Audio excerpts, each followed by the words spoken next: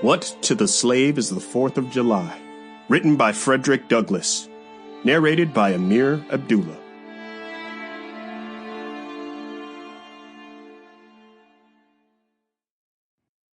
Introduction. In 1852, Frederick Douglass, former slave and, by then, a leading figure in the abolitionist movement, was asked by the Rochester Ladies Anti-Slavery Association to address the group for their July 4th celebration at Corinthian Hall in Rochester, New York. Delivered, in fact, on the 5th of July, the speech caused an immediate sensation and swiftly became a seminal rallying cry of the abolitionist movement in America. The audience in Rochester included none other than President Millard Fillmore, along with a group of politicians from Washington, as well as some of the most important leaders of the abolitionist movement at the time.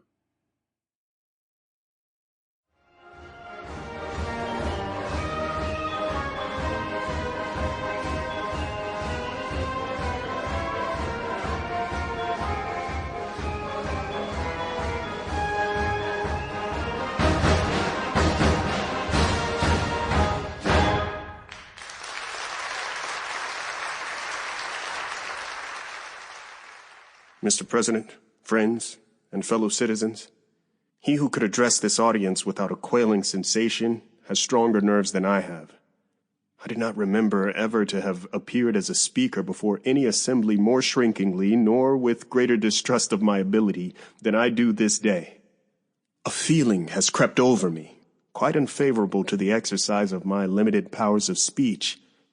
The task before me is one which requires much previous thought and study for its proper performance. I know that apologies of this sort are generally considered flat and unmeaning.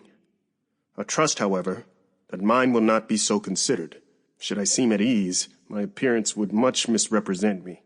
The little experience I have had in addressing public meetings in country schoolhouses avails me nothing on the present occasion. The papers and placards say that I am to deliver a 4th of July oration. This certainly sounds large and out of the common way, for it is true that I have often had the privilege to speak in this beautiful hall and to address many who now honor me with their presence. But neither their familiar faces nor the perfect gauge I think I have of Corinthian Hall seems to free me from embarrassment. The fact is, ladies and gentlemen, the distance between this platform and the slave plantation from which I escaped is considerable, and the difficulties to be overcome in getting from the latter to the former are by no means slight. That I am here today is to me a matter of astonishment as well as of gratitude. You will not, therefore, be surprised if in what I have to say I evince no elaborate preparation, nor grace my speech with any high-sounding exordium. With little experience and with less learning, I've been able to throw my thoughts hastily and imperfectly together, and trusting to your patient and generous indulgence, I will proceed to lay them before you.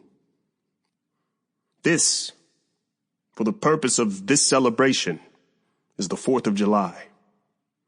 It is the birthday of your national independence and of your political freedom. This, to you, is what the Passover was to the emancipated people of God. It carries your minds back to the day, and to the act of your great deliverance, and to the signs and to the wonders associated with that act and that day. This celebration also marks the beginning of another year of your national life, and reminds you that the Republic of America is now 76 years old. I am glad, fellow citizens, that your nation is so young. 76 years. Though a good old age for a man, it is but a mere speck in the life of a nation. 80 years and 10 is the allotted time for individual men, but nations number their years by thousands. According to this fact, you are, even now, only in the beginning of your national career, still lingering in the period of childhood. I repeat, I am glad this is so.